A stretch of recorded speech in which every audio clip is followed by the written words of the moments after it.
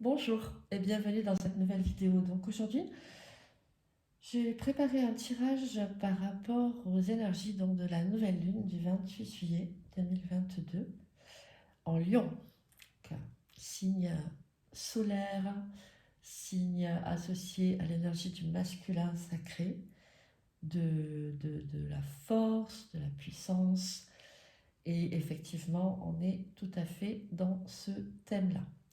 Donc, première ligne avec le tarot akashique, puisque comme vous le savez, je travaille beaucoup avec les annales akashiques et ce tarot est vraiment exceptionnel. Si vous êtes attiré par les mémoires de l'âme, les annales akashiques, je vous invite à en profiter. Donc ici, nous avons le sablier du temps, porter l'attention. Donc ici, nous avons des enfants. Donc pour moi, ça évoque l'enfant intérieur. Vers donc la réalisation, l'arcane majeur 21. Ici, on a Uriel et le Sphinx. L'archange Uriel est un archange qui est associé à la Terre. Donc, on parle ici de matérialiser et le voyage. Donc, clairement, on nous parle d'une nouvelle étape sur le chemin de vie, d'un aboutissement, et que le temps est venu. Voilà. Donc, voyez dans quel domaine cela résonne pour vous.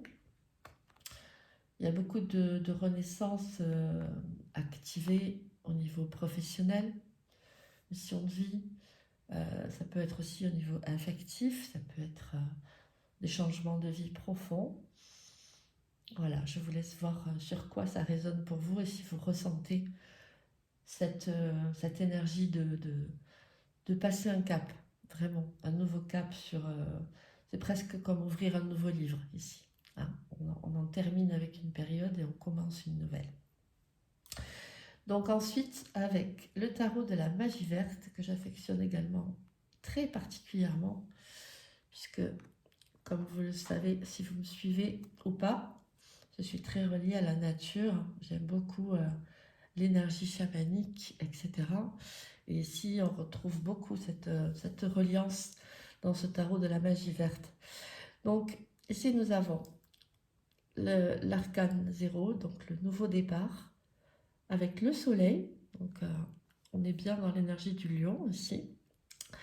Donc, le soleil pour le bonheur, la réussite. La fin du 8 d'épée. Donc, alléluia pour les personnes qui avaient l'impression d'être perdues, de ne pas trouver leur chemin, etc. Il y a eu beaucoup comment dire, d'enfermement sur son véritable but, sur ses choix. Et ici, là, elle est renversée, la carte. Donc, on a la fin de cet enfermement, de cette... comment dire? Vous voyez la carte, comment elle est à l'endroit, hein? Elle a les mains liées, elle a les yeux bandés, elle est entourée d'épées. Vraiment l'impression de ne pas pouvoir faire ou aller nulle part. Et hop, terminé. Voilà, donc il y a beaucoup de levée des voiles. Et ensuite, la suite, bon ça c'est comme une histoire, c'est la suite. Ben, on a de nouveau l'arcane 21, donc le monde dans le tarot, l'accomplissement, la fin d'un cycle, avec le roi de Pentacle et le 3 de bâton. Donc là, on parle de devenir le roi dans la matière, hein, dans sa richesse, dans son bien-être, dans son accomplissement. Et le 3 de bâton qui est une carte d'action et de résultats meilleurs qu'espérés en fait, de bons résultats. Donc ici, ce que j'entends, c'est que nous sommes accompagnés pour implanter de nouvelles choses sur la Terre qui vont être alignées et récompensées par de l'aide sur un succès, par l'énergie du 19 avec le soleil. Voilà, tout ça est orchestré divinement en fait. Donc on est vraiment accompagné, poussé vers ça. Ensuite, j'ai de nouveau, avec le tarot des sorcières, de nouveau eu le 3 de bâton, le 8 de coupe et l'as de pentacle. Donc on est vraiment dans la terre, avec ici le 21, on est sur terre, ici le roi de pentacle, de nouveau le 21, le soleil, l'homme vert, on est vraiment sur de l'accomplissement sur terre. Donc là, on a donc cette activation du 3 de bâton qui va aller chercher l'énergie pour faire ce qu'il a à faire avec la force, avec la détermination. Hein. Cette femme, elle est bien plantée sur ses pieds là et elle y va. Le 8 de coupe, donc on s'en va de quelque chose qui ne nous convient plus. On laisse ça et on part pour aller faire un nouveau départ sur Terre. Donc on a un as. Là, c'est le nouveau départ. Donc j'ai demandé vers quoi se tournait cette baguette magique et j'ai eu le 10 de pentacle. Alors le 10 de pentacle, encore une fois des pentacles, c'est le bonheur en famille, la richesse et la prospérité sur la maison. Donc par la maison, on entend aussi la maison intérieure, puisque avant d'être une maison extérieure, elle est intérieure. Quand on est riche, prospère, qu'on est plein d'amour en soi, qu'on a envie de vivre ça, eh bien, par l'effet miroir, ce sont des choses qui peuvent se manifester. Et ici, nous sommes vraiment invités à manifester la prospérité, le bonheur, la paix pour notre foyer, pour notre maison, pour ce qui est important pour nous. Voilà. Donc, très très beau message, très clair aussi. Et ensuite, donc j'ai fait une troisième demande pour avoir un peu plus de détails. Donc on nous parle de l'ermite, donc l'arcane majeur 9 de la sagesse, de l'introspection, du retour à soi, de la fin du 5 de coupe. Donc 5 de coupe, c'est quand on voit le vide au lieu de voir le plein, mettre le verre à moitié vide au lieu du verre à moitié plein. Donc il semble qu'il y ait un renversement de cette tendance à voir le manque et aussi à agir à partir du manque, mais plutôt à voir tout ce qui est déjà là et être plus dans le cœur et dans l'action à partir du plein, ce qui attire bien évidemment de bien meilleures choses dans notre vie, puisqu'on agit alors à partir de l'énergie de l'amour. On interagit avec l'univers. Alors que quand on interagit à partir de l'énergie du manque, eh bien on attire le manque. Chevalier de coupe, donc c'est celui qui va chercher, qui va remplir sa coupe avec le cœur. Le hiérophante, donc le hiérophante c'est le pape dans le tarot, c'est celui qui détient les codifications spirituelles, l'équilibre, la sagesse, la magie aussi, c'est une énergie très très forte spirituellement. La tempérance, donc elle est là pour l'équilibre. La fin du 10 d'épée, ça y est, le cycle précédent, donc le 8 d'épée, de chercher, de fermer un livre et d'en ouvrir un autre, s'achève. Et nous avons ici un message qui pour moi est vraiment très très important, c'était la fin de cette série, c'est qu'il y a une justice qui est posée sur le roi d'épée à l'envers. Alors le roi, c'est toujours celui qui a été au bout donc de la série des arcanes, hein, puisqu'on commence par le 1 et on finit par le roi. Donc ici, on est sur un arcane majeur, le 11, donc là on est sur le divin, et ici on est plus sur du terrestre, puisque ce sont des arcanes mineurs. Et pour moi, ces deux cartes, c'est ce que je ressens dans les énergies depuis un bon moment, et ici ça a tendance à se préciser, c'est qu'il y a une justice en fait divine qui vient se poser sur la prédominance, la croyance le pouvoir qui a été mis dans le fait de se laisser diriger uniquement par l'esprit, le mental, le cerveau. Donc, c'est quelque chose qui est très, très présent, c'est-à-dire que on nous apprend. Alors, moi, je vous dirai jamais que le mental est votre ennemi. Il est votre ennemi s'il a été éduqué ou s'il a beaucoup de souffrance et que effectivement il veut vous défendre, parce que le mental, son rôle, c'est de nous protéger. Donc, on peut pas. C'est une partie de nous, comme toutes les autres parties, et c'est à nous d'aller les orchestrer intérieurement pour avoir un bon équilibre intérieur. Donc, nous avons besoin de toutes les parties de nous, que ce soit notre âme, notre cœur, notre corps, nos corps énergétiques, etc., nos chakras. Et le mental est une partie de nous. Donc, c'est une chose de l'éduquer et de nettoyer les souffrances pour que justement il ne soit plus tout le temps dans la recherche de protection, parce que lui, sa base de référence, c'est le passé. Hein. Il n'a pas l'intuition, lui. Il a juste la base de référence existentielle, celle qui existe déjà. Donc c'est à nous d'aller nettoyer tout ça pour que justement les souffrances disparaissant, ils puissent aussi redevenir positifs, arrêter de procrastiner, etc. Tout ça, c'est une question de nettoyage. C'est une question de réalignement.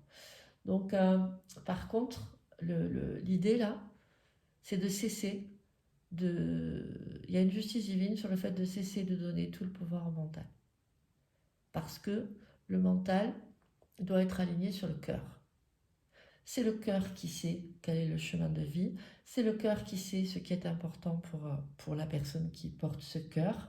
C'est le cœur qui peut, en connexion avec l'âme, amener des miracles dans les vies, des intuitions qui vont révéler des choses qu'on n'avait absolument pas conscientisées, qui vont venir nous aider sur notre chemin.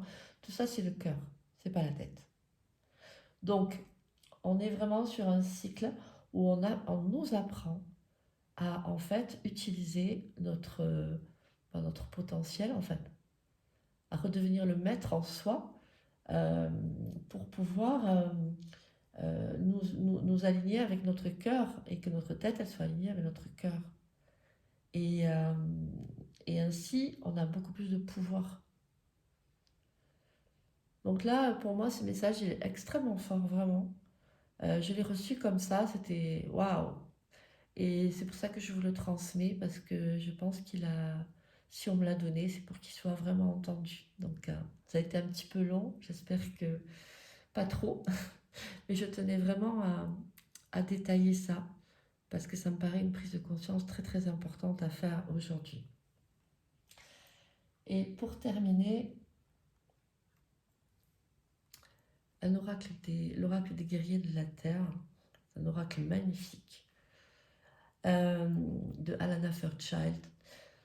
Et ici, nous avons la carte 27, Ponopono, le pouvoir immense de la voix du cœur, et le 7, à nouveau, Lina, ce qui doit être sera. Et ça vient vraiment compléter le tirage, puisque ces cartes, je les ai tirées en dernier. Et juste après nous dire qu'il y avait une justice divine pour renverser le fait de mettre tout le pouvoir dans la tête, eh bien, on nous parle de Ho'oponopono, la voix du cœur, la voix du pardon, la voix de je reconnais que j'ai participé au cœur de ma souffrance, je me pardonne, je pardonne aux autres, et je laisse tout ça se dissoudre en fait. C'est alchimique. À partir du moment où on accueille dans le cœur la souffrance et qu'on la laisse partir, qu'on pardonne et qu'on se pardonne et qu'on est OK pour que ça s'en aille, eh bien clairement, ça peut prendre du temps, ça dépend de ce que c'est, mais ça s'apaise. La souffrance s'apaise. Et le fait d'envoyer l'énergie de l'amour permet de nettoyer énormément de choses, parce que l'amour est très puissant. C'est l'énergie la plus haute. Et ici, dans ce crâne-là, moi, ce que je vois, c'est les ancêtres. Hein. Le crâne, ce sont des gens qui sont plus là. Donc là, c'est un animal. Et ici, ce qui est présent aussi, c'est d'aller remettre de l'amour et du pardon et du nettoyage aussi sur les lignées transgénérationnelles. Parce que il y a besoin aujourd'hui vraiment de se retrouver dans sa force, dans sa puissance. Et dans notre ADN, nous portons aussi euh, eh bien, l'arbre de vie. L'arbre de vie, c'est aussi nos ancêtres. C'est aussi ceux qui ont précédé. C'est aussi ceux qui ont sacrifié beaucoup de choses ou vécu des choses difficiles ou enseigné des choses qui portaient des choses qui peuvent aujourd'hui nous servir. Donc plutôt que de voir tout ce qui a été souffrant, eh bien, aller le guérir, ça, pour pouvoir en fait déterrer les trésors cachés, parce que dans les lignes ancestrales, il y a des trésors. Hein. Nos ancêtres, ils ont vécu des périodes qui étaient beaucoup plus difficiles au niveau de la vie, de la qualité de vie, etc. Et ils peuvent nous rapporter, par exemple, de la force, de la résilience, du courage, de la connexion à la nature aussi, qui a été beaucoup perdue ces dernières décennies et qui revient et qui est absolument nécessaire de reconnecter. Donc, on parle ici vraiment de pardonner, de nettoyer, parce qu'il y a beaucoup de souffrance aussi dans les lignées transgénérationnelles. Et d'ailleurs, à ce sujet, je suis en train de faire un très très grand soin au niveau que je vais mettre à la vente en termes de lignée transgénérationnelle et de lien en fait, de lien au père, à la mère, à l'homme, à la femme, aux figures d'autorité, tout ça dans toutes les vies, il va être fait dans les annales akashiques et dans toutes les vies, dans toutes les lignées, dans toutes les souffrances, etc. Pour vraiment, c'est ce que j'ai reçu de faire, c'est un gros travail, ça prend beaucoup de temps et c'est très puissant. Et ça va vraiment permettre de reprendre son pouvoir en fait. Parce que tout ce qui est, toutes les souffrances, les mémoires bloquantes, etc., non seulement on peut aller les nettoyer, hein, vraiment à un très très haut niveau aujourd'hui, surtout dans les annales akashiques, c'est mon travail, mais aussi elles cachent les trésors en fait. C'est comme le trésor des pirates qui est caché au fond d'une grotte dont personne ne trouve l'entrée, c'est pareil. Mais l'entrée, elle est cachée par la souffrance, par les blocages, par les mémoires. Et, euh, et nous sommes vraiment, vraiment invités à aller nettoyer tout ça parce que très clairement, l'avenir de notre monde, pour moi, est lié à la capacité de chaque âme, chaque être, à, à reprendre son pouvoir intérieur, à rééquilibrer le masculin et le féminin en soi. Parce que quand on rééquilibre ces deux énergies et qu'on les nettoie, on devient un créateur, parce qu'on a besoin des deux pour manifester, au lieu d'être un dans un monde et l'autre dans l'autre. Et ça se traduit après par la réunion aussi de masculin et du féminin dans la vraie vie.